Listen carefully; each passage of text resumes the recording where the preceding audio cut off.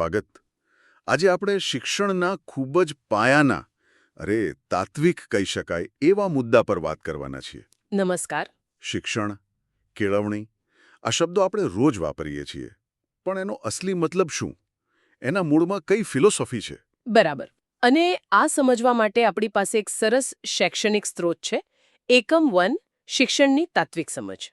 હા, તો આપણો હેતુ એ છે કે આ સ્ત્રોતના આધારે શિક્ષણના અર્થ, એના ધ્યેયો અને જુદા જુદા મહાન વિચારકો, ભારતીય અને પાશ્ચાત્ય બંને, એમના વિચારોને જરા ઊંડાણથી સમજીએ. ચોક્કસ. કારણ કે આ સમજ છે ને, એ ફક્ત વિદ્યાર્થીઓ કે શિક્ષકો માટે જ નહીં, પણ કોઈ પણ વ્યક્તિ જે સમાજ સાથે જોડાયેલ છે એના માટે મહત્વની છે. એક નવી દૃષ્ટિ મળે છે. બિલકુલ. તો ચાલો શરૂઆત કરીએ એકદમ મૂળથી. આ કેળવણી શબ્દ એ આવ્યો ક્યાંથી? એના મૂળમાં શું છે? સરસ સવાલ. સંસ્કૃતમાં જુઓ તો મૂળ ધાતુ છે શિક્ષ. શિક્ષ. હા, શિક્ષ, જેનો અર્થ થાય શીખવું, જ્ઞાન મેળવવું, અને જે શીખવે એ શિક્ષક. બરાબર. અને અંગ્રેજી શબ્દ એજ્યુકેશન? એ આવ્યો છે લેટિનમાંથી. એમાં બે ભાગ છે. ઈ, જેનો મતલબ થાય માંથી અથવા બહાર. ઓ. અને બીજો શબ્દ છે ડ્યુકો, જેનો અર્થ છે દોરવું કે ખેંચી લાવવો. એટલે કે અંદર જે સુષુપ્ત છે, જે શક્તિઓ છે, એને બહાર લાવવી. એકદમ સાચું. એ જેનો ભાવ છે. કેળવણી એ કંઈ બહારથી ઠોકી બેસાડવાની વસ્તુ નથી, પણ વ્યક્તિની અંદર જે છે એને વિકસાવવાની, પ્રગટ કરવાની ક્રિયા છે. લેટિનમાં બીજા પણ શબ્દો હતા ને? એડ્યુકેર, એડ્યુકેટમ જેવા. હા, હતા. અને એમના અર્થ પણ આ જ વાતને ટેકો આપે છે. જેમ કે એજ્યુકેર. એનો અર્થ? એનો અર્થ થાય પાલન પોષણ કરવું, ઉછેરવો, સંવર્ધન કરવો, નર્ચરિંગ જેને કહીએ. અને એજ્યુકેટમ એટલે ભણાવવાની ક્રિયા, તાલીમ આપવી, માર્ગદર્શન કરવો. એટલે આ બધા શબ્દો ભેગા કરીએ તો કેળવણીના 3 મુખ્ય પાસા દેખાય.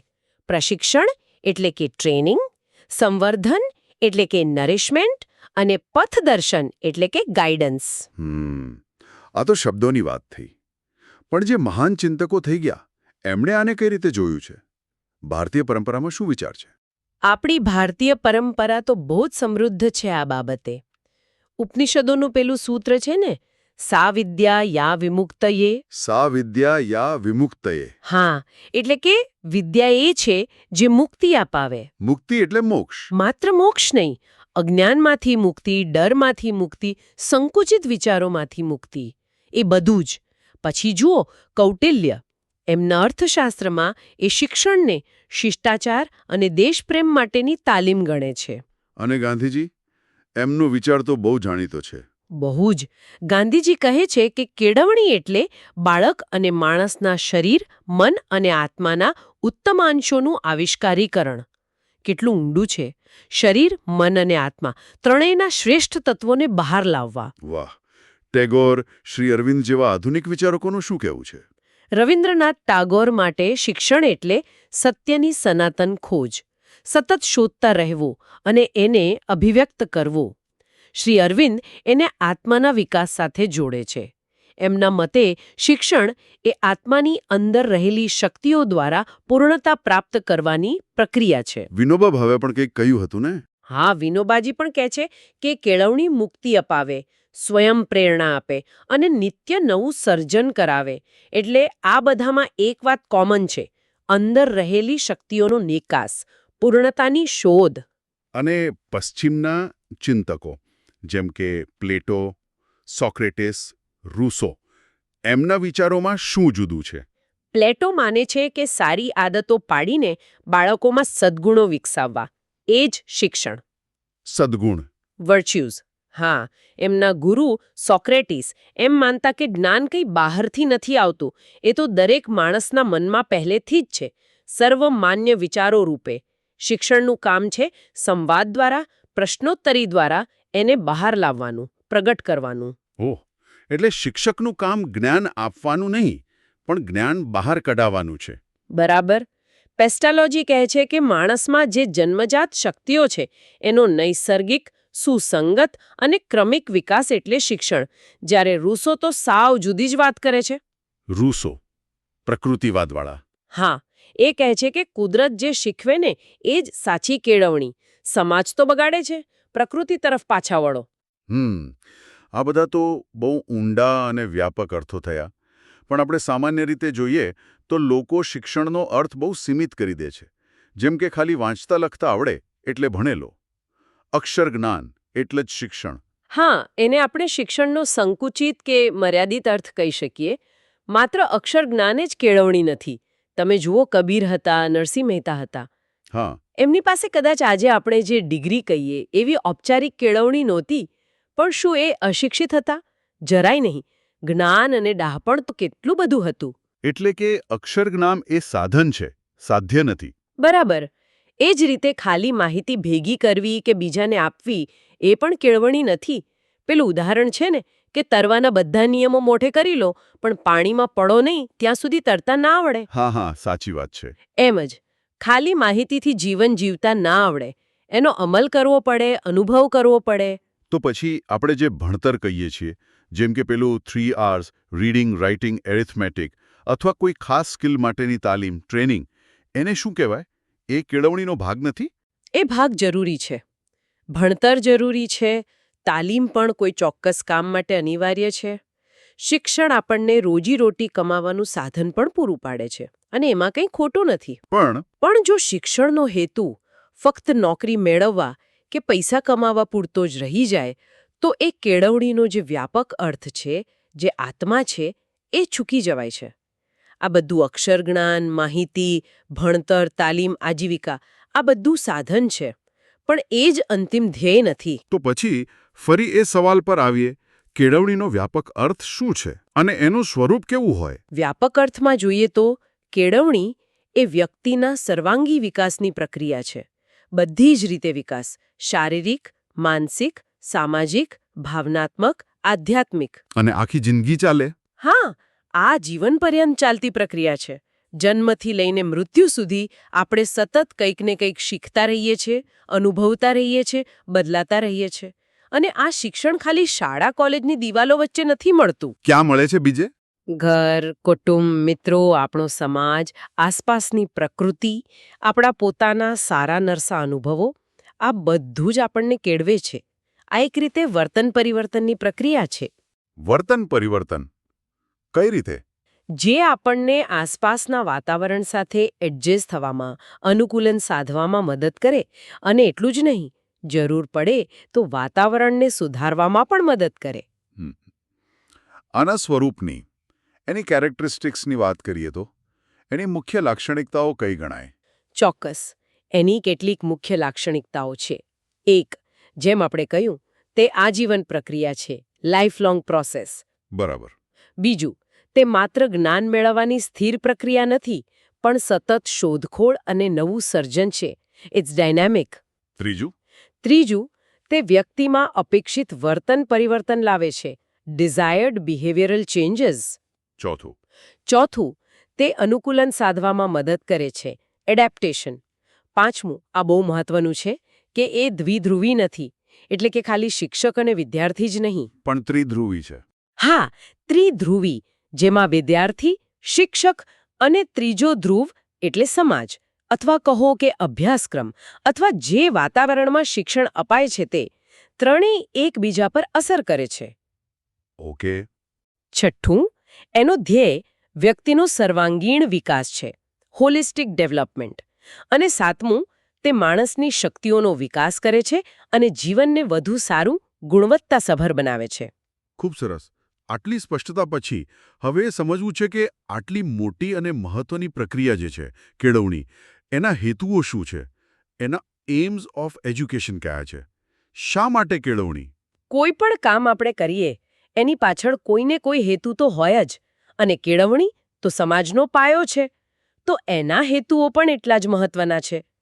સૌથી પહેલો અને કદાચ સૌથી જૂનો હેતુ છે જ્ઞાન પ્રાપ્તિ.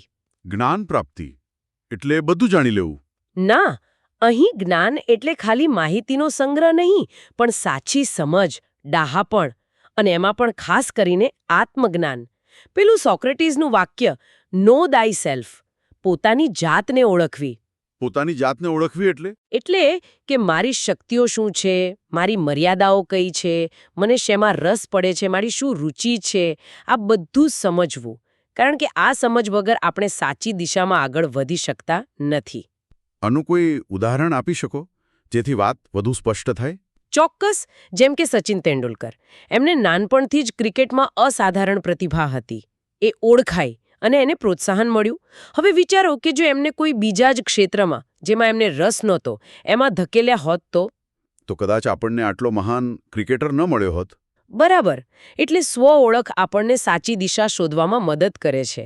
અને આ જ સ્વ-ઓળખ પછી બીજા હેતુ તરફ લઈ જાય છે. કયા હેતુ તરફ? વ્યાવસાયિક સજ્જતા, વોકેશનલ એમ. એટલે કે નોકરી ધંધા માટે તૈયાર થવું? હા, વ્યક્તિ પોતાની ક્ષમતા અને રસ પ્રમાણે યોગ્ય વ્યવસાય પસંદ કરી શકે અને એના માટે જે જરૂરી જ્ઞાન, આવડત, કૌશલ્ય જોઈએ તે કેળવે. ડોક્ટર સર્વપલ્લી રાધાકૃષ્ણનનું જ ઉદાહરણ લો. હા. અને સાથે સાથે દેશના રાષ્ટ્રપતિ પદ સુધી પહોંચ્યા. શિક્ષણ વ્યક્તિને આર્થિક રીતે પગભર થવામાં, સારું જીવન જીવવામાં મદદ કરે છે. એ પણ એક જરૂરી હેતુ છે. વ્યક્તિગત હેતુઓ સિવાય સમાજ અને રાષ્ટ્ર માટે પણ શિક્ષણના કોઈ હેતુઓ હશે ને? ચોક્કસ છે અને બહુ મહત્વના છે. એમાં બે મુખ્ય ગણાવી શકાય. એક, લોકશાહી નાગરિકત્વનું ઘડતર અને બીજું, ચારિત્ર્ય નિર્માણ. લોકશાહી નાગરિકત્વ? એ જરા સમજાવશો? આપણો દેશ લોકશાહી છે. લોકશાહીમાં નાગરિકો માત્ર પોતાના અધિકારો જ ન ભોગવે, પણ પોતાની ફરજો અને જવાબદારીઓ પણ સમજે. એ બહુ જરૂરી છે.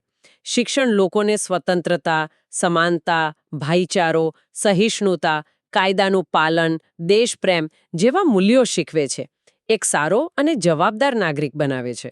અને ચારિત્ર્ય નિર્માણ, કેરેક્ટર બિલ્ડિંગ? આ તો કેળવણીનો પ્રાણ છે એમ કહી શકાય. હર્બાર્ટ નામના કેળવણીકારે તો કહ્યું છે કે કેળવણીનો મુખ્ય ઉદ્દેશ જ નીતિમત્તા સ્થાપવાનો છે, મોરાલિટી. પ્લેટોએ પણ સદ્ગુણોના વિકાસ પર ભાર મૂક્યો. પેલું હક્સલીનું વર્ણન બહુ પ્રખ્યાત છે ને, કેળવાયેલો માણસ કેવો હોય એ વિશે? હા, ટી.એચ. હક્સલી. એમણે બહુ સરસ ચિત્ર આપ્યું છે કે જેનું શરીર એના મનના કૈયામાં હોય, જેનું મન તર્ક અને વિવેકથી ચાલતું હોય, જે કુદરતના નિયમો જાણતો હોય અને એનું પાલન કરતો હોય, જેનું અંતઃકરણ શુદ્ધ હોય, જે બીજાના દુઃખમાં ભાગ લેતો હોય, જે નીચતા અને સ્વાર્થને ધિક્કારતો હોય, આવો માણસ એટલે કેળવાયેલો માણસ. વાહ! આવું વ્યક્તિત્વ ઘડવું એ ખરેખર શિક્ષણનો ઉચ્ચતમ હેતુ કહેવાય. બિલકુલ. આ સિવાય બીજા કયા હેતુઓ ગણાય? જેમ કે મૂલ્યોની રક્ષા, ગાંધીજીનો સ્વાવલંબનનો વિચાર. હા, એ પણ ખૂબ મહત્વના છે. દરેક સમાજને પોતાના કેટલાક મૂલ્યો હોય છે.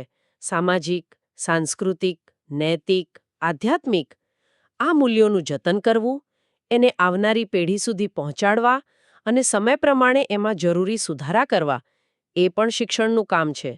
અને ગાંધીજીનો સ્વાવલંબનનો સિદ્ધાંત તો બુનિયાદી શિક્ષણનો પાયો હતો. સ્વાવલંબન એટલે ફક્ત આર્થિક રીતે પગભર થવું? ના, ગાંધીજી એનાથી આગળ વાત કરે છે. શારીરિક સ્વાવલંબન, પોતાના કામ જાતે કરવા. માનસિક સ્વાવલંબન, પોતાના વિચારો હોવા, બીજા પર આધારિત ન રહેવું. અને આર્થિક સ્વાવલંબન, પોતાની રોજીરોટી કમાઈ લેવી. અને એ માટે એમણે ઉત્પાદક શ્રમ, હસ્તઉદ્યોગ પર ભાર મૂક્યો. કારણ કે એનાથી વ્યક્તિમાં આત્મવિશ્વાસ અને સ્વાભિમાન આવે છે. બર્ટ્રાન્ડ રસેલે પણ શિક્ષણના હેતુઓ વિશે 4 મુદ્દા કયા હતા એવું યાદ આવે છે. હા, બરાબર. રસેલે 4 ગુણો પર ભાર મૂક્યો હતો. પહેલું, બળ, વિટાલિટી, એટલે શારીરિક અને માનસિક સ્ફૂર્તિ, જીવંતતા. બીજું, ધૈર્ય, કરેજ, ફક્ત શારીરિક હિંમત નહીં, પણ મુશ્કેલીઓનો સામનો કરવાની માનસિક તાકાત, સ્વસ્થતા. ત્રીજું, સંવેદનશીલતા, સેન્સિટિવનેસ, એટલે બીજાના સુખ દુઃખને સમજવાની, અનુભવવાની શક્તિ, સહાનુભૂતિ. અને ચોથું, બુદ્ધિ, ઇન્ટેલિજન્સ, માત્ર હોશિયારી નહીં, પણ જ્ઞાન મેળવવાની ઉત્કંઠા, જિજ્ઞાસા અને વિવેક બુદ્ધિ. રસેલ માનતા કે આ 4 ગુણો કેળવાય તો વ્યક્તિ સંતુલિત બને. અને અત્યારના સમયમાં પેલું યુનેસ્કોનું પણ કંઈક છે ને શિક્ષણના સ્તંભો વિશે? 4 આધાર સ્તંભો, 4 પિલર્સ ઓફ એજ્યુકેશન બતાવ્યા છે. કયા કયા છે એ 4 સ્તંભ? પહેલો છે જાણવા માટેનું અધ્યયન, લર્નિંગ ટુ નો. એટલે કે જ્ઞાન કેવી રીતે મેળવવું એ શીખવું. બીજો, કરવા માટેનું અધ્યયન, લર્નિંગ ટુ ડુ, એટલે કે કોઈ કામ કરવા માટે જરૂરી કૌશલ્ય અને આવડત કેળવવા. ત્રીજો અને ચોથો. ત્રીજો છે સાથે રહેવા માટેનું અધ્યયન, લર્નિંગ ટુ લીવ ટુગેધર, એટલે કે બીજા લોકોને સમજવા, એમનો આદર કરવો, સહકારથી રહેવું, સંઘર્ષ ટાળવો, શાંતિ જાળવવી. અને ચોથો, સ્વ-વિકાસ માટેનું અધ્યયન, લર્નિંગ ટુ બી, એટલે કે વ્યક્તિ તરીકે આપણો સર્વાંગી વિકાસ કરવો, આપણી શક્તિઓ, આપણું વ્યક્તિત્વ, આપણી સ્વતંત્રતા, આપણી જવાબદારી, આ બધું વિકસાવવું.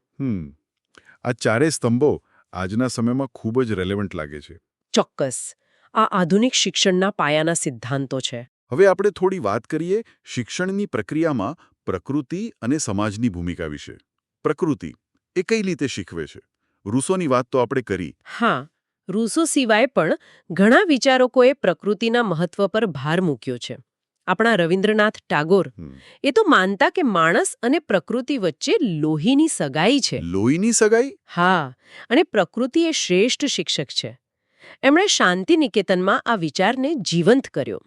ખુલ્લામાં વૃક્ષો નીચે ભણાવવું, પ્રકૃતિના સાન્નિધ્યમાં રહેવું. વિનોબાજી પણ કંઈક કહેતા હતા ને? હા, વિનોબાજી નૈસર્ગિક અને સાહજિક શિક્ષણની વાત કરતા. એ રામ અને લક્ષ્મણનું ઉદાહરણ આપતા કે વિશ્વામિત્ર ઋષિ એમને જંગલમાં લઈ ગયા અને ત્યાં રહીને જ એમને બધું જ જ્ઞાન સહજ રીતે મળ્યું. એમનું કહેવું હતું કે બાળકને એની ઇન્દ્રિયો દ્વારા જોઈને, સાંભળીને, સ્પર્શીને, સૂંઘીને, ચાખીને પ્રકૃતિનો સીધો અનુભવ કરવા દો. એનાથી એની શીખવાની શક્તિ વધુ જાગૃત થાય છે. અને સમાજ? સોસાયટી? હા, આપણે વાત કરી કે એ પણ શિક્ષણનો એક ધ્રુવ છે. સમાજમાં શિક્ષણની આટલી બધી જરૂર કેમ પડે છે? જો, સમાજ અને શિક્ષણ એક સિક્કાની બે બાજુ જેવા છે. એકબીજા વગર ચાલે નહીં. શિક્ષણ સમાજની ઘણી બધી જરૂરિયાતો પૂરી પાડે છે. જેવી કે સમાજમાં વ્યવસ્થા અને સંતુલન જાળવવા માટે, સમાજનો વિકાસ કરવા માટે, પછી આર્થિક પ્રગતિ માટે, નવી વૈજ્ઞાનિક શોધો, નવી ટેકનોલોજી, કુશળ કારીગરો, આ બધું શિક્ષણથી જ શક્ય બને છે. બરાબર. પછી આપણો જે સાંસ્કૃતિક વારસો છે, ભાષા, કળા, રીતરિવાજો, એનું જતન કરવું, એને આગળ વધારવું, એ પણ શિક્ષણનું કામ છે. રાષ્ટ્રભાવના જગાડવી, દેશને એક રાખવો, સારા નેતાઓ અને વહીવટકર્તાઓ તૈયાર કરવા, વ્યાપાર, ઉદ્યોગ, ખેતી, આ બધા માટે સક્ષમ માણસો તૈયાર કરવા. એટલે કે સમાજના દરેક પાસા માટે શિક્ષણ જરૂરી છે. હા, માસ મીડિયાનો યોગ્ય ઉપયોગ કરીને સારો જનમત ઘડવો, વૈજ્ઞાનિક સંશોધનને વેગ આપવો, લોકોમાં નૈતિક મૂલ્યો કેળવવા, શ્રમનું મહત્વ સમજાવવો, લોકોની સર્જનાત્મક શક્તિ, વિચારવાની શક્તિ ખીલવવી, આ બધું જ શિક્ષણ દ્વારા થાય છે. ટૂંકમાં કહીએ તો શિક્ષણ વગર સમાજ આગળ વધી શકે નહીં, સુસંસ્કૃત બની શકે નહીં. પણ સમાજ આ બધું શીખવે છે કઈ રીતે? શું ફક્ત શાળાઓ દ્વારા જ? તે આપણને ઘણું બધું શીખવતો રહે છે. આપણને ખબર પણ ન પડે એમ. કઈ રીતે? એની શું પ્રોસેસ હોય છે? એની ઘણી પ્રક્રિયાઓ છે. પહેલી છે અનુકરણ અને અનુસરણ, ઇમિટેશન એન્ડ ફોલોઈંગ. એટલે કે બીજાને જોઈને શીખવું? હા, બાળક ભાષા ક્યાંથી શીખે છે? કુટુંબમાં આસપાસ બોલાતી સાંભળીને, અનુકરણ કરીને જ ને. એ જ રીતે રીતભાત, વલણો, ઘણું બધું આપણે અનુકરણથી શીખીએ છીએ. બીજું છે મતારોપણ, સજેશન. મા-બાપ, વડીલો, શિક્ષકો, મિત્રો આપણને જે સલાહ આપે, શિખામણ આપે, જે વિચારો આપણા મનમાં નાખે, એની અસર થાય છે. ત્રીજું છે સામાજિકીકરણ, સોશિયલાઇઝેશન. એ શું છે? આપણે જ્યારે કુટુંબમાં, મિત્રોના ગ્રુપમાં, રમતમાં ભળીએ છીએ, ત્યારે સહકાર આપતા, સ્પર્ધા કરતા, નિયમો પાળતા, દોસ્તી કરતા શીખીએ છીએ. આ બધું સામાજિકીકરણ છે. પછી છે અનુભવ અને અવલોકન, એક્સપિરિયન્સ એન્ડ ઓબ્ઝર્વેશન. આપણે જાતે જે અનુભવીએ છીએ એમાંથી શીખીએ છીએ અને બીજા લોકો, ખાસ કરીને વડીલો, કેવું વર્તન કરે છે એ જોઈને પણ શીખીએ છીએ. શું સાચું, શું ખોટું, એનો ખ્યાલ આવે છે. શારીરિક નિયંત્રણો પણ કહ્યું હતું. હા, સમાજ અમુક પ્રકારના વર્તનને સ્વીકારે છે, અમુકને નહીં. આપણે ક્યારે ગુસ્સો કરવો, ક્યારે નહીં, ક્યારે રડવું, ક્યારે શરમાવું, આ બધું ધીમે ધીમે શીખીએ છીએ. આપણી લાગણીઓ પર કાબૂ મેળવતા શીખીએ છીએ. અને છેલ્લે અનુભવનું પુનર્ગઠન, રિકન્સ્ટ્રક્શન ઓફ એક્સપિરિયન્સ.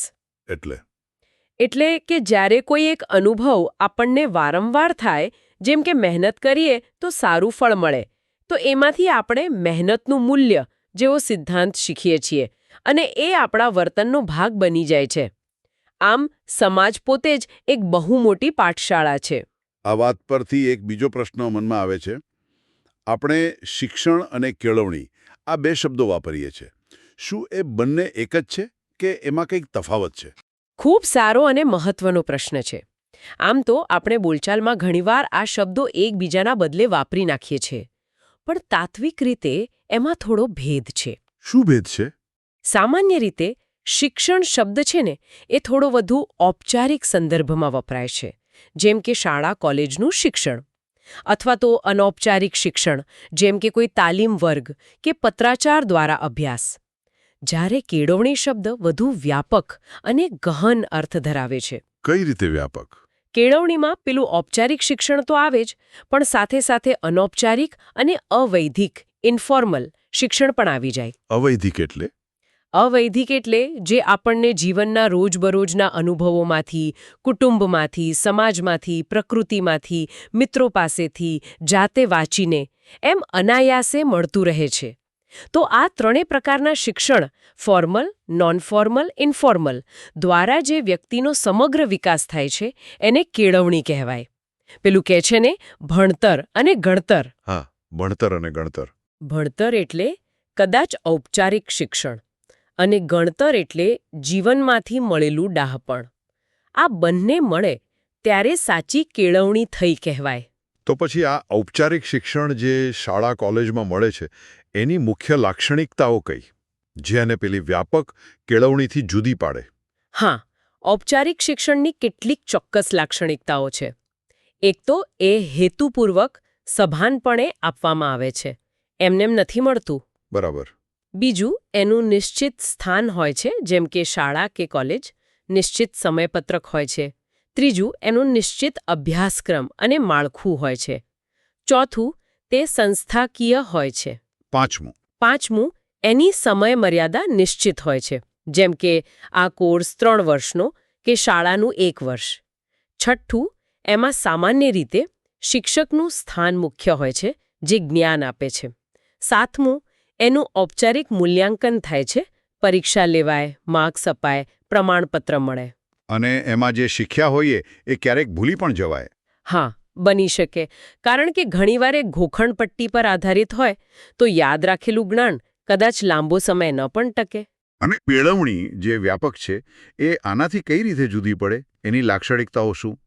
કેળવણી આનાથી ઘણી રીતે જુદી છે. પહેલું તો એ આજીવન ચાલે છે, કોઈ સમય મર્યાદા નથી. બીજું, એ ઘણીવાર અનાયાસે, અનકોન્શિયસલી મળે છે, આપણને ખબર પણ ન હોય કે આપણે કંઈક શીખી રહ્યા છીએ.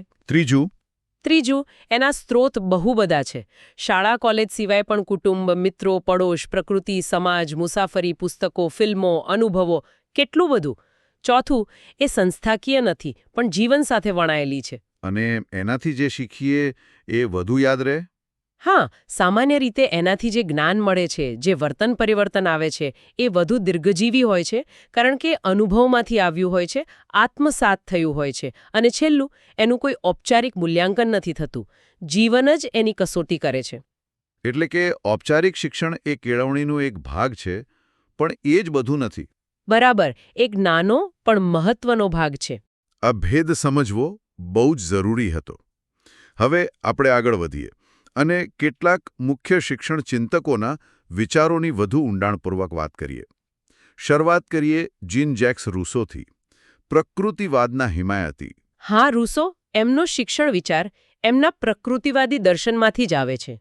એ માનતા કે બાળક જ્યારે જન્મે છે ત્યારે એકદમ સારું, નિર્દોષ હોય છે, પણ આ સમાજ, એના કૃત્રિમ નિયમો, બંધનો, રીતરિવાજો, એ એને બગાડી નાખે છે.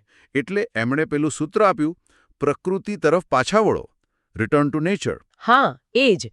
એમના મતે કેળવણી એ બાળકની જે કુદરતી શક્તિઓ છે, ક્ષમતાઓ છે, એનો પોતાની મેળે અંદરથી થતો વિકાસ છે. એને બહારથી લાદવાની કે દબાવવાની પ્રક્રિયા નથી. તો રૂસોના મતે કેળવણીનો ઉદ્દેશ્ય શું હોવો જોઈએ? એમના ઉદ્દેશો બાળકના વિકાસના તબક્કા પ્રમાણે હતા, જેમ કે શૈશવમાં જન્મથી 5 વર્ષ મુખ્ય ભાર શારીરિક વિકાસ પર, કારણ કે સ્વસ્થ શરીર હશે તો જ મન સ્વસ્થ રહેશે. પછી બાલ્યાવસ્થામાં 5 થી 12 વર્ષ ઇન્દ્રિયોનો વિકાસ અને તાલીમ, કારણ કે ઇન્દ્રિયો જ જ્ઞાન મેળવવાના દરવાજા છે. કિશોરાવસ્થામાં 12 થી 15 વર્ષ બૌદ્ધિક વિકાસ અને ઉપયોગી વિષયોનું જ્ઞાન.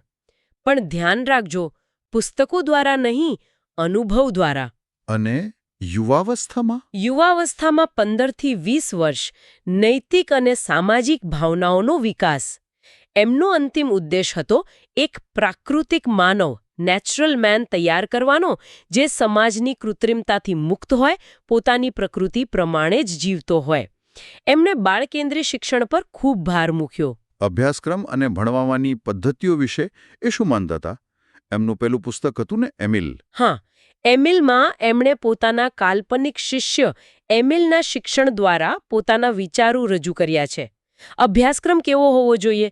તો કે બાળકની ઉંમર, એનો રસ, એની જરૂરિયાત પ્રમાણે બદલાતો રહેવો જોઈએ, એક સરખો નહીં. એમણે નકારાત્મક શિક્ષણની વાત કરી હતી, નેગેટિવ એજ્યુકેશન.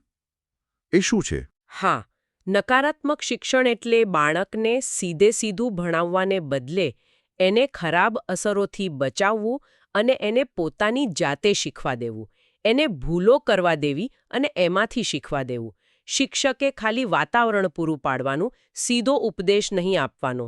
અને પદ્ધતિઓ? પદ્ધતિઓમાં એમણે ક્રિયા દ્વારા શિક્ષણ, લર્નિંગ બાય ડુઈંગ, પ્રત્યક્ષ અનુભવ, ફર્સ્ટ હેન્ડ એક્સપિરિયન્સ પર ખૂબ ભાર મૂક્યો.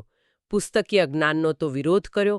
શોધ પદ્ધતિ, હ્યુરિસ્ટિક મેથડ, એટલે કે બાળક જાતે પ્રશ્નો પૂછે, શોધખોળ કરે, જવાબ મેળવે. વ્યક્તિગત શિક્ષણ, કારણ કે દરેક બાળક જુદું હોય છે. અને સ્વયં શિક્ષણ. નૈતિક શિક્ષણ માટે શું કહ્યું? એના માટે પણ ઉપદેશ નહીં.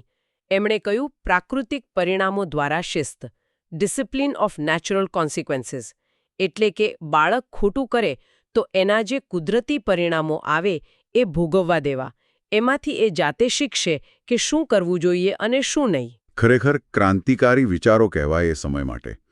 હવે આપણે આપણા રાષ્ટ્રપિતા મહાત્મા ગાંધીજીના શિક્ષણ દર્શન પર આવીએ. એમનો અભિગમ કેવો હતો ભારતીય પરિપ્રેક્ષ્યમાં? ગાંધીજીનું શિક્ષણ દર્શન, એમના સમગ્ર જીવન દર્શન, સત્ય, અહિંસા, સર્વોદય, સ્વાવલંબન, આ બધા સાથે એકદમ જોડાયેલું છે. એમની કેળવણીની વ્યાખ્યા તો આપણે જોઈ, શરીર, મન અને આત્માના ઉત્તમ અંશોનું આવિષ્કારીકરણ. એમણે એ સમયની અંગ્રેજી શિક્ષણ પદ્ધતિની ટીકા કરી હતી ને? હા, ખૂબ આકરી ટીકા કરી હતી. કારણ કે એ શિક્ષણ ભારતીય જીવન અને જરૂરિયાતોથી સાવ અલગ હતું. એ ફક્ત પુસ્તકીયું જ્ઞાન આપતું હતું, મગજ પર ભાર વધારતું હતું અને હાથ પગથી કામ કરવા પ્રત્યે, શ્રમ પ્રત્યે અણગમો પેદા કરતું હતું. એ ગુલામી માનસિકતા કેળવતું હતું. એટલે એમણે બુનિયાદી શિક્ષણ કે નઈ તાલીમનો વિચાર આપ્યો. એના મૂળભૂત સિદ્ધાંતો શું હતા અને હેતુઓ શું હતા? હા, બુનિયાદી શિક્ષણ કે વર્ધા યોજના, એના 4 મુખ્ય સિદ્ધાંતો હતા. પહેલું, બધું શિક્ષણ કોઈ એક ઉત્પાદક હસ્ત ઉદ્યોગના માધ્યમથી આપવું, જેમ કે ખેતી, કાંતણ વણાટ, સુથારીકામ, માટીકામ વગેરે. બીજું, શિક્ષણ સ્વાવલંબી હોવું જોઈએ, એટલે કે જે ઉદ્યોગ શીખવવામાં આવે એમાંથી જે ઉત્પાદન થાય એના વેચાણમાંથી શાળાનો, શિક્ષકોના પગારનો ખર્ચ નીકળી શકે. આ બહુ અગત્યનો મુદ્દો હતો. ત્રીજો અને ચોથો સિદ્ધાંત? ત્રીજો, શિક્ષણનું માધ્યમ માતૃભાષા જ હોવી જોઈએ, અંગ્રેજી નહીં. અને ચોથો, 7 થી 14 વર્ષના બધા જ બાળકો માટે શિક્ષણ મફત અને ફરજિયાત હોવું જોઈએ. અને આના હેતુઓ? હેતુઓ પણ સ્પષ્ટ હતા. આપણે સ્વાવલંબનની વાત કરી, આર્થિક, સામાજિક, માનસિક સ્વાવલંબન. બીજું, આપણી ભારતીય સંસ્કૃતિનું રક્ષણ અને વિકાસ. ત્રીજું, ચારિત્ર્ય નિર્માણ, સત્ય, અહિંસા, શ્રમનું ગૌરવ જેવા ગુણો કેળવવા. ચોથું, દરેક પ્રકારની ગુલામીમાંથી મુક્તિ. પાંચમું, સર્વાંગીણ વિકાસ, જેને ગાંધીજી 3H કહેતા. હેન્ડ, હાર્ટ એન્ડ હેડ, એટલે કે હાથ, કૌશલ્ય, હૈયું, ભાવના અને મસ્તિષ્ક, બુદ્ધિ, ત્રણેયનો સમતોલ વિકાસ. અને અંતિમ લક્ષ્ય તો આત્મસાક્ષાત્કાર. આ બુનિયાદી શિક્ષણનો અભ્યાસક્રમ કેવો હતો અને ભણાવવાની પદ્ધતિ પેલી સમવાય પદ્ધતિની વાત આવે છે એ શું છે? અભ્યાસક્રમમાં કેન્દ્રમાં કોઈ એક આધારભૂત ઉદ્યોગ રહેતો અને બાકીના વિષયો જેમ કે માતૃભાષા, ગણિત, સામાજિક અધ્યયન, જેમાં ઇતિહાસ, ભૂગોળ, નાગરિકશાસ્ત્ર બધું આવી જાય, સામાન્ય વિજ્ઞાન, કલા, ચિત્ર, સંગીત, હિન્દી રાષ્ટ્રભાષા તરીકે અને શારીરિક શિક્ષણ, આ બધાને પેલા કેન્દ્રવર્તી ઉદ્યોગ સાથે અને બાળકના આસપાસના સામાજિક અને ભૌતિક વાતાવરણ સાથે જોડીને શીખવવામાં આવતા. એટલે કે વિષયોને અલગ અલગ ખાનામાં નહીં ભણાવવાના. બરાબર. આ જ સમવાય પદ્ધતિ, મેથડ ઓફ કોરિલેશન છે. જ્ઞાન એક અખંડ એકમ છે. એને જીવન સાથે, કામ સાથે જોડીને સંકલિત રીતે આપવાનું. દાખલા તરીકે કાંતણવાણાટ શીખવતા હોઈએ તો એની સાથે કપાસ ક્યાં ઉગે, ભૂગોળ, એનો ઇતિહાસ, એમાં વપરાતું ગણિત, એના પર ગીતો, કલા, એનાથી સ્વાવલંબન, અર્થશાસ્ત્ર બધું જોડી શકાય. અને પદ્ધતિઓ? પદ્ધતિઓમાં માતૃભાષા દ્વારા શિક્ષણ, ઉદ્યોગ કેન્દ્રિત શિક્ષણ, ક્રિયા દ્વારા શિક્ષણ, લર્નિંગ બાય ડુઈંગ અને અનુભવ દ્વારા શિક્ષણ મુખ્ય હતા. ગાંધીજીના આ વિચારો આજે કેટલા પ્રસ્તુત છે? આજની શિક્ષણ વ્યવસ્થા પર એનો કેટલો પ્રભાવ દેખાય છે? પ્રભાવ તો ચોક્કસ દેખાય છે. માતૃભાષામાં શિક્ષણનું મહત્વ હવે સ્વીકારાયું છે. 6 થી 14 વર્ષના બાળકો માટે મફત અને ફરજિયાત શિક્ષણનો કાયદો RTE એક્ટ 2009 એ ગાંધીજીના વિચારનું જ પ્રતિબિંબ છે. શાળાઓમાં કાર્યાનુભવ કે SUPW સમાજોપયોગી ઉત્પાદક કાર્ય દાખલ કરાયું છે. પ્રવૃત્તિ દ્વારા શિક્ષણ પર ભાર મુકાયો છે. પણ પેલું સ્વાવલંબન અને સમવાય પદ્ધતિ? હા, એ બે બાબતોમાં કદાચ આપણે ગાંધીજીના મૂળ વિચારને પૂરેપૂરો અમલમાં નથી મૂકી શક્યા. શિક્ષણ હજુ ઘણું ખર્ચાળ છે અને વિષયો હજુ પણ મોટે ભાગે અલગ અલગ જ ભણાવાય છે. છતાં ગાંધીજીના વિચારો આજે પણ માર્ગદર્શક તો છે જ. હવે વાત કરીએ અમેરિકન ફિલોસોફર અને શિક્ષણશાસ્ત્રી જ્હોન ડ્યુવીની. એ વ્યવહારવાદ અને પ્રયોગવાદ સાથે જોડાયેલા છે. હા, ડ્યુઈ 20મી સદીના બહુ પ્રભાવશાળી ચિંતક હતા. એ શિક્ષણને ભવિષ્યના જીવનની તૈયારી તરીકે નહોતા જોતા, પણ શિક્ષણ પોતે જ જીવન છે એમ માનતા હતા. Education is life itself. એમનો મુખ્ય વિચાર શું હતો શિક્ષણ વિશે? એમના મતે શિક્ષણ એટલે અનુભવોનું સતત પુનઃનિર્માણ અને પુનઃરચના. Continuous reconstruction and reorganisation of experience. આપણે જે અનુભવો કરીએ છીએ એના પર વિચારીએ છીએ, એમાંથી શીખીએ છીએ અને એના આધારે ભવિષ્યના અનુભવોને વધુ સારી રીતે સમજી શકીએ છીએ અને સામનો કરી શકીએ છીએ. શિક્ષણ આપણને બદલાતા વાતાવરણ સાથે એડજસ્ટ થવામાં અને એને કંટ્રોલ કરવામાં મદદ કરે છે. એ શિક્ષણને સામાજિક પ્રક્રિયા ગણતા હતા. હા, એમના માટે શિક્ષણ એ મૂળભૂત રીતે એક સામાજિક પ્રક્રિયા હતી. Social process. વ્યક્તિ સમાજમાં રહીને જ વિકાસ પામે છે અને શિક્ષણ એને સમાજમાં સારી રીતે જીવતા શીખવે છે. એમના બીજા કયા મુખ્ય શૈક્ષણિક વિચારો હતા? પેલું શાળા વિશે એમણે કહ્યું હતું ને? હા, એમણે કહ્યું કે શાળાએ સમાજથી અલગ કોઈ ટાપુ જેવી ન હોવી જોઈએ. School should be A miniature society. શાળાએ સમાજની જ એક નાની આવૃત્તિ હોવી જોઈએ જ્યાં બાળકો લોકશાહી રીતે રહેતા, સહકારથી કામ કરતા અને સામાજિક જવાબદારીઓ નિભાવતા શીખે. એમણે ક્રિયા દ્વારા શિક્ષણ પર ભાર મૂક્યો હતો. ખૂબ જ. Learning by doing. એ માનતા કે બાળક ફક્ત સાંભળીને કે વાંચીને નહીં પણ જાતે કરીને, અનુભવ લઈને સૌથી સારું શીખે છે. એટલે અભ્યાસક્રમ પણ એવો હોવો જોઈએ જે બાળકના અનુભવો પર આધારિત હોય, એની રુચિ જગાડે અને જીવનમાં ઉપયોગી હોય. અભ્યાસક્રમ માટે એમને કયા સિદ્ધાંતો આપ્યા હતા? એમણે કેટલાક સિદ્ધાંતો આપ્યા હતા, જેમ કે ઉપયોગિતાનો સિદ્ધાંત, જે જ્ઞાન કે કૌશલ્ય જીવનમાં કામ લાગે એ શીખવવું. રુચિનો સિદ્ધાંત, બાળકની સહજ રુચિ અને જિજ્ઞાસાને પોષે એવો અભ્યાસક્રમ. અનુભવનો સિદ્ધાંત, બાળકના અને સમાજના વાસ્તવિક અનુભવોને સ્થાન આપવું. સમવાયનો સિદ્ધાંત, જ્ઞાનને અલગ અલગ વિષયોમાં વહેંચી દેવાને બદલે એકબીજા સાથે સાંકળવું. અને સ્થિતિસ્થાપકતાનો સિદ્ધાંત, અભ્યાસક્રમ જડ નહીં પણ જરૂર મુજબ બદલી શકાય એવો હોવો જોઈએ. અને શિક્ષણ પદ્ધતિઓ, પેલી પ્રોજેક્ટ પદ્ધતિ અને સમસ્યા ઉકેલ પદ્ધતિ, પ્રોબ્લેમ સોલ્વિંગ મેથડ, એ ડ્યુઈના વિચારોમાંથી જ આવી છે. હા બરાબર. આ બંને પદ્ધતિઓ ડ્યુઈના પ્રયોગવાદી અને વ્યવહારવાદી વિચારોનું જ પરિણામ છે. પ્રોજેક્ટ પદ્ધતિને વ્યવસ્થિત સ્વરૂપ તો એમના શિષ્ય વિલિયમ કિલ્પેટ્રિકે આપ્યું, પણ મૂળ વિચાર ડ્યુઈનો હતો. એમાં બાળકો કોઈ વાસ્તવિક જીવનની સમસ્યા કે પ્રોજેક્ટ હાથમાં લે, એના પર સાથે મળીને કામ કરે, યોજના બનાવે, અમલ કરે અને એમાંથી શીખે. અને સમસ્યા ઉકેલ પદ્ધતિ?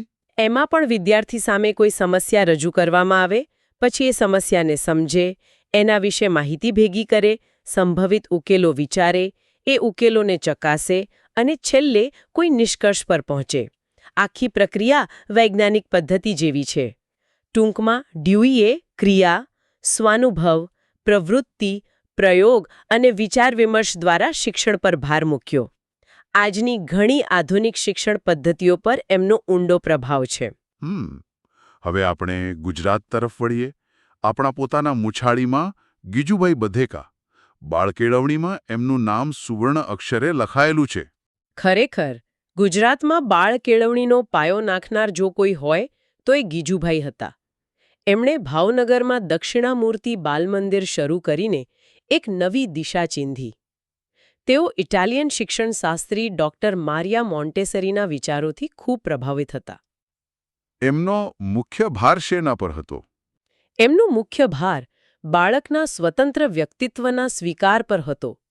એ માનતા કે દરેક બાળક અલગ છે, એની પોતાની ગતિ છે, એની પોતાની રુચિ છે. એ સમયની જે પરંપરાગત શિક્ષણ પદ્ધતિ હતી, જેમાં શિક્ષકનો દંડો અને ભય મુખ્ય હતા, એનો એમણે સખત વિરોધ કર્યો. એમનો મંત્ર હતો બાળ દેવો ભવ. બાળકને દેવ સમાન ગણો, એનો આદર કરો. એમના મુખ્ય શૈક્ષણિક સિદ્ધાંતો કયા હતા અને પદ્ધતિઓ?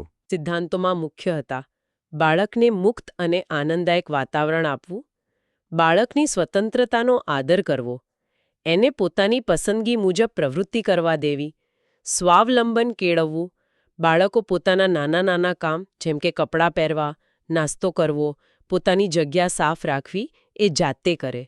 ઇન્દ્રિયો દ્વારા શિક્ષણ પર એમણે ખૂબ ભાર મૂક્યો અને બાળકની જે કુદરતી સર્જનાત્મક શક્તિઓ છે એને ખીલવવા માટે પ્રોત્સાહન આપવું. પદ્ધતિઓ કઈ અપનાવતા? પદ્ધતિઓમાં જેમ કહ્યું તેમ ઇન્દ્રિય શિક્ષણ માટેના મોન્ટેસરી સાધનોનો ઉપયોગ કરતા, જેથી બાળકોની જોવાની, સાંભળવાની, સ્પર્શવાની, સૂંઘવાની શક્તિ કેળવાય. આ ઉપરાંત અવલોકન દ્વારા શીખવવું, ખાસ કરીને પ્રકૃતિનું અવલોકન, ક્રિયા દ્વારા શીખવવું, જીવન વ્યવહારના કામો જાતે કરીને, અને સૌથી મહત્વનું વિવિધ પ્રવૃત્તિઓ દ્વારા શિક્ષણ. કઈ કઈ પ્રવૃત્તિઓ? બાગકામ, માટીકામ, ચિત્રકામ, સંગીત, નૃત્ય, નાટક અને ખાસ કરીને વાર્તા કહેવી અને સાંભળવી. ગીજુભાઈ માનતા કે વાર્તા બાળકના શિક્ષણનું ઉત્તમ માધ્યમ છે.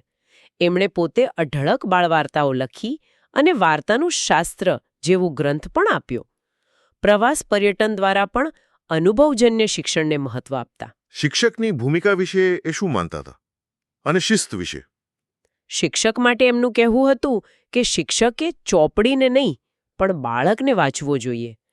શિક્ષક એ માલિક કે ઉપરી નથી, પણ બાળકનો મિત્ર, માર્ગદર્શક અને સહપ્રવાસી છે. એણે બાળકને સમજવાનું છે, એની જરૂરિયાતો જાણવાની છે. અને શિસ્ત બહારથી લાદવાની નથી. ડરાવી ધમકાવીને શિસ્ત લાવી શકાય નહીં. તો પછી શિસ્ત કઈ રીતે આવે? એમનું માનવું હતું કે જ્યારે બાળક પોતાની મનગમતી પ્રવૃત્તિમાં ધ્યાનથી, રસપૂર્વક જોડાયેલું હોય, ત્યારે શિસ્ત આપોઆપ આવી જાય છે. એ સ્વશિસ્ત છે, સેલ્ફ ડિસિપ્લિન છે. એ જ સાચી શિસ્ત. ગીજુભાઈનું પ્રદાન ખરેખર અદ્વિતીય છે. હવે આપણે વાત કરીએ સ્વામી વિવેકાનંદની. યુવાનો માટે એમના વિચારો હંમેશા પ્રેરણાદાયી રહ્યા છે. શિક્ષણ વિશે એમનું શું દર્શન હતું? સ્વામી વિવેકાનંદનો શિક્ષણ વિચાર એમના ગહન વેદાંત દર્શન પર આધારિત છે. એમની શિક્ષણની વ્યાખ્યા જ કેટલી સચોટ છે. શિક્ષણ એટલે મનુષ્યમાં રહેલી પૂર્ણતાનું પ્રગટીકરણ. Education is the manifestation of perfection already in man. પૂર્ણતા પહેલેથી જ છે. હા, એ માનતા કે જ્ઞાન, શક્તિ, પૂર્ણતા બધું જ દરેક મનુષ્યની અંદર એના આત્મામાં રહેલું જ છે. શિક્ષણનું કામ ફક્ત એના પર જે આવરણો આવી ગયા છે એને દૂર કરવાનું છે. એ જ્ઞાનને જાગૃત કરવાનું છે, પ્રગટ કરવાનું છે. એમણે કયા પ્રકારના શિક્ષણ પર ભાર મૂક્યો? એમણે આધ્યાત્મિક અને ભૌતિક, પૂર્વ અને પશ્ચિમ બંનેના સારા તત્વોના સમન્વય પર ભાર મૂક્યો. ફક્ત વેદાંત કે ધર્મનું જ જ્ઞાન નહીં, પણ સાથે સાથે આધુનિક વિજ્ઞાન અને ટેકનોલોજીનું જ્ઞાન પણ જરૂરી છે. એમણે કહ્યું કે આપણને લોખંડી સ્નાયુઓ અને પોલાદી જ્ઞાનતંતુઓ જોઈએ. એમના મતે શિક્ષણના મુખ્ય ઉદ્દેશો કયા હતા? પેલો મેન મેકિંગ એજ્યુકેશનનો ખ્યાલ શું છે? હા, મેન મેકિંગ એજ્યુકેશન, મનુષ્ય નિર્માણકારી શિક્ષણ, એ જ એમનો મુખ્ય ઉદ્દેશ હતો. એવું શિક્ષણ જે સાચા અર્થમાં મનુષ્ય બનાવે. કેવો મનુષ્ય? તો કે જેની અંદર રહેલી શક્તિઓ પ્રગટ થઈ હોય, જેનામાં આત્મવિશ્વાસ, આત્મશ્રદ્ધા, આત્મસંયમ, નિર્ભયતા, સેવાભાવ, ત્યાગ જેવા ગુણો વિકસ્યા હોય, જેનો સર્વાંગીણ વિકાસ થયો હોય, શારીરિક, માનસિક, નૈતિક, આધ્યાત્મિક, જેનું ચારિત્ર મજબૂત હોય અને જેનામાં દેશ માટે પ્રેમ અને ગર્વ હોય. આ માટે અભ્યાસક્રમ કેવો હોવો જોઈએ અને ભણાવવાની પદ્ધતિઓ? અભ્યાસક્રમમાં એમણે વેદાંત અને ધર્મના અભ્યાસની સાથે સાથે ભાષાઓ, ઇતિહાસ, ભૂગોળ, ગણિત, વિજ્ઞાન, ટેકનોલોજી, કલા અને વ્યાવસાયિક શિક્ષણને પણ સ્થાન આપ્યું અને ખાસ કરીને શારીરિક શિક્ષણ, રમતગમત, વ્યાયામ પર ખૂબ ભાર મૂક્યો, કારણ કે સ્વસ્થ શરીર વગર મન પણ સ્વસ્થ રહી શકે નહીં. પદ્ધતિઓ કઈ? પદ્ધતિઓમાં એમણે યોગ, ધ્યાન અને ખાસ કરીને એકાગ્રતા, કોન્સન્ટ્રેશન ને જ્ઞાન પ્રાપ્તિની ચાવી ગણાવી. જેનું મન એકાગ્ર હોય એ જ જલ્દી અને ઊંડાણથી શીખી શકે. આ ઉપરાંત તર્ક કરવો, વિચાર વિમર્શ કરવો, ચર્ચા કરવી, પ્રશ્નો પૂછવા અને શિક્ષક દ્વારા વ્યક્તિગત માર્ગદર્શન મળે એના પર ભાર મૂક્યો. શિક્ષક કેવો હોવો જોઈએ એમના મતે? શિક્ષક માટે એમની અપેક્ષાઓ બહુ ઊંચી હતી. શિક્ષક ખાલી માહિતી આપનારો કારકુન ન હોવો જોઈએ. એ પોતે ચારિત્ર્યવાન, પવિત્ર, નિસ્વાર્થી, પ્રેમાળ અને ધૈર્યવાન હોવો જોઈએ. એને શાસ્ત્રોનું જ્ઞાન હોવું જોઈએ, પણ સાથે સાથે બાળકના મનોવિજ્ઞાનની પણ સમજ હોવી જોઈએ. એ વિદ્યાર્થીનો મિત્ર, ફિલોસોફર અને ગાઈડ હોવું જોઈએ. અદ્ભુત! આ મુખ્ય ચિંતકોની વાત થઈ, પણ આપણા સ્ત્રોતમાં બીજા કેટલાક નામોનો પણ ઉલ્લેખ છે, જેમ કે શ્રી અરવિંદ, દયાનંદ સરસ્વતી, ટાગોર, મોન્ટેસરી. એમના મુખ્ય પ્રદાન વિશે ટૂંકમાં જાણી શકીએ? ચોક્કસ. ટૂંકમાં જોઈએ તો શ્રી અરવિંદે પૂર્ણ યોગનો સિદ્ધાંત આપ્યો. એમણે શિક્ષણને આંતરિક ચેતનાના વિકાસ સાથે જોડ્યો. આપણી ચેતનાના 4 સ્તર છે: ચિત્ત, મનસ, બુદ્ધિ અને જ્ઞાન. શિક્ષણ આ બધાનો વિકાસ કરી આપણને અતિમાનસ, સુપરમાઇન્ડની સ્થિતિ તરફ લઈ જાય છે, જે આધ્યાત્મિક ઉત્ક્રાંતિનું શિખર છે. સ્વામી દયાનંદ સરસ્વતી. સ્વામી દયાનંદ સરસ્વતીએ વેદો તરફ પાછા વળોનું સૂત્ર આપ્યું અને આર્ય સમાજની સ્થાપના કરી. એમણે ચારિત્ર્ય નિર્માણ, બ્રહ્મચર્ય, માતાપિતા અને ગુરુની ભૂમિકા અને પ્રાચીન ગુરુકુળ પદ્ધતિના આદર્શો પર ભાર મૂક્યો. સ્ત્રી શિક્ષણ અને સામાજિક સુધારણા માટે પણ ઘણું કામ કર્યો. રવિન્દ્રનાથ ટાગોર. ટાગોર વિશે આપણે પ્રકૃતિના સંદર્ભમાં વાત કરી. એમણે પ્રકૃતિ સાથે સુમેળ, કલા અને સૌંદર્ય દ્વારા સર્જનાત્મક વિકાસ, શિક્ષણમાં સ્વતંત્રતાનું વાતાવરણ અને આંતરરાષ્ટ્રીય સમજ, જેમ કે એમણે સ્થાપેલ વિશ્વભારતી યુનિવર્સિટી, પર ભાર મૂક્યો. અને doctor Maria મોન્ટેસોરી. Doctor Montessori, જેમનાથી Gijubhai પ્રભાવિત હતા, એમણે નાના બાળકો, ખાસ કરીને 3 થી 6 વર્ષ માટે એક વૈજ્ઞાનિક પદ્ધતિ વિકસાવી. એમાં તૈયાર વાતાવરણ, એટલે કે બાળકને અનુકૂળ અને એની જરૂરિયાત મુજબ ગોઠવેલું વાતાવરણ, સ્વશિક્ષણ માટેના ખાસ સાધનો, બાળકના વિકાસના સંવેદનશીલ તબક્કાઓ, સેન્સિટિવ પીરિયડ્સ, જ્યારે એ કોઈ ચોક્કસ વસ્તુ શીખવા માટે વધુ ગ્રહણશીલ હોય, અને ઇન્દ્રિયો દ્વારા શિક્ષણ, આ બધું મુખ્ય હતું.